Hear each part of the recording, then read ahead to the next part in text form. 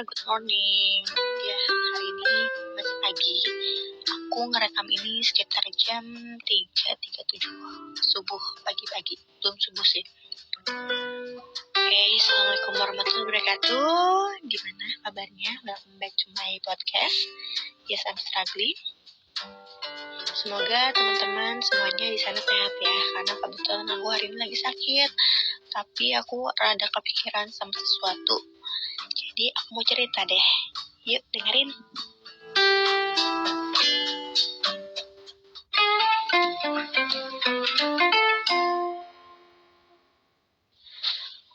So, asal mula aku pengen cerita ini adalah waktu itu aku dapat kelas, jadi ngobrolin tentang crab mentality ini. Terus aku yang kayak, aku baru tahu gitu. Mungkin aku udah ketemu sama banyak orang yang punya perilaku ini, dan mungkin aku juga pernah ada perilaku seperti ini, tapi aku nggak tahu namanya itu crab mentality dalam psikologinya kayak gitu.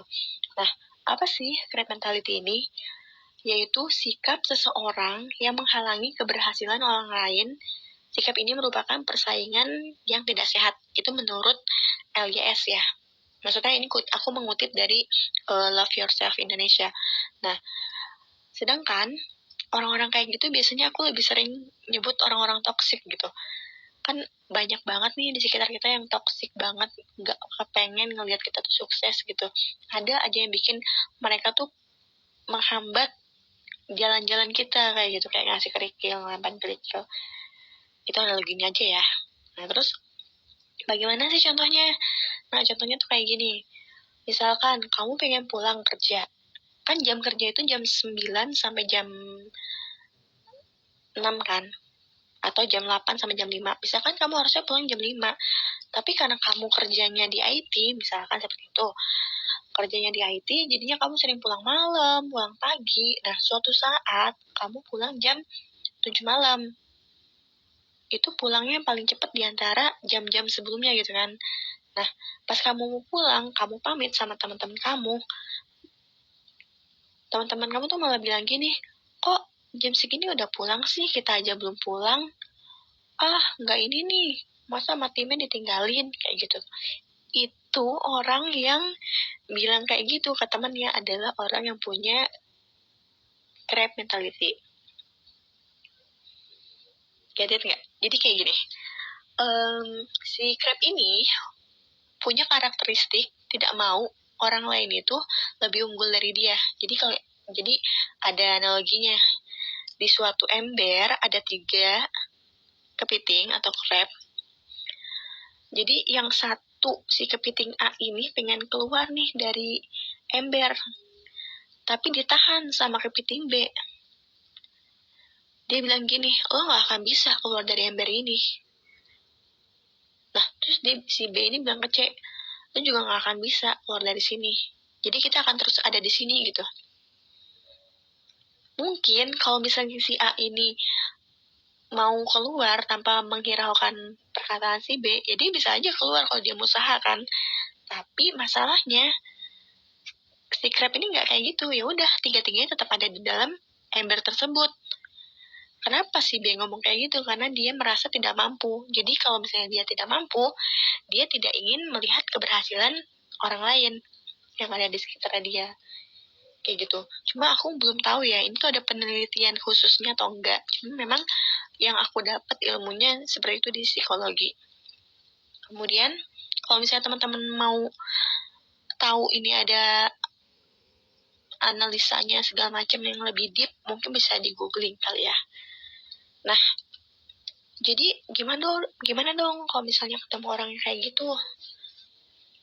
Kalau aku ya, yang pertama, kalau ada yang ngomong kayak gitu, tergantung mood. Kalau emang mood aku lagi bagus, ya udah. Paling kalau misalnya kayak aku dibilang kenapa pulang duluan kayak gitu, ya udah akhirnya aku coba. Awal-awal sih paling aku coba untuk ya udah aku ikutin aja, nggak pulang gitu. Tetap nungguin sejam ke depan lah ya seenggaknya kayak gitu. Tapi kalau misalnya dia udah 2 kali 3 kali kayak gitu, ya udah aku bilang, atau aku udah langsung lakuin aja, pulang aja, nggak usah menghiraukan orang-orang yang kayak gitu, karena itu bikin kitanya jadi rugi gitu kan. Nah, selanjutnya adalah jangan ngejudge so easily. Jadi jangan langsung bilang gini, ketika kita ada di perlakukan seperti itu, kita tuh langsung bilang, karena kita udah tahu nih ya, ada yang namanya crab mentality, lu tuh crab bla bla bla bla. Jadi kita kayak ngejelasin, lu pasti kayak gini gini gini deh. Nggak bisa kayak gitu. Mungkin bisa ke teman dekat ya, yang kayak ya kalau ke teman dekat sih kita kadang-kadang kan lebih enak ya ngomongnya, tapi kalau misalnya ngomongnya ke teman kerja segala macam, itu akan mempengaruhi relasi kita dengan dia gitu. Jadi better kalau misalnya ke orang-orang yang memang inner circle kita tapi secara profesional, itu better ya udah kita coba ngomong saat lagi makan bareng gini, lu kok nanti kalau misalnya kayak gini, gue sebenarnya pulang cepet itu kayak gini ya dijelasin. Jadi kayaknya paling ada dua hal. Yang pertama, oh gitu ya, paling dia ngomong kayak gitu, atau lu gitu doang baper gitu kan. Orang tuh kadang suka ngomong ke orang lain baper itu so easily kayak gitu sih. Nah terus apalagi kalau kalian rasa orang itu benar-benar toksik, kayak kalian tuh udah ngobrol, udah coba tabayun, tapi merekanya tuh masih kayak gitu aja terus, sampai kitanya pusing gitu kan, sampai kitanya udah males banget sih orang kayak gini gitu. Ya udah, perlahan aja tinggalin. Kalau emang dia teman kerja, ya udah sebatas kerja aja, jangan terlalu dekat dengan mereka kayak gitu. Terus kalau misalnya dia teman dekat, ya udah kan kita pertanyakan lagi kepada diri kita, masih mau mempertahankan dia nggak sebagai teman. Kalau emang dia nggak worth it, ya udah tinggalin kayak gitu. Mungkin nggak gampang ya, tapi bisa dicoba.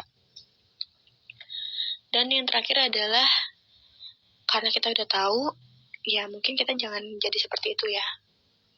Karena kadang-kadang kita tuh nggak sadar, aku pun masih nggak sadar gitu ya. Mungkin aku pernah kayak gitu, tapi aku yang nggak sadar, atau mungkin aku pernah sadar dan sekarang baru ngerasa, gue juga dulu pernah gitu nih, kayak gitu sih. Nah, ya udah, kalau misalnya udah tahu gitu semua, coba kita evaluasi lagi, introspeksi lagi diri kita tuh gimana. Jangan ngerasa orang lain toksik ke kita, tapi kita nggak ngerasa kita toksik kepada orang lain, kayak gitu kan. Ya udah, gitu sih. Ini yang aku ingin sampaikan kepada teman-teman. Nah, aku juga nanya ke psikolog, kalau misalnya crab mentality ini termasuk mental illness bukan sih? Ya, ternyata ini bukan mental illness ya. Jadi ini bukan sakit mental, cuma kayak perilaku yang menyimpang aja, yang kurang baik dalam pergaulan kayak gitu. Oke, segini aja ya. Karena aku juga udah mulai ngantuk nih, tapi nunggu subuh dulu. Oke, bye. Semoga bermanfaat. See you next episode. Dah, assalamualaikum warahmatullahi wabarakatuh.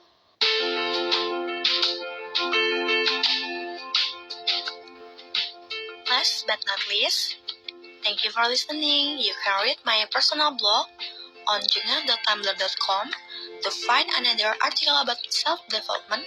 See you there, and thank you. Bye-bye.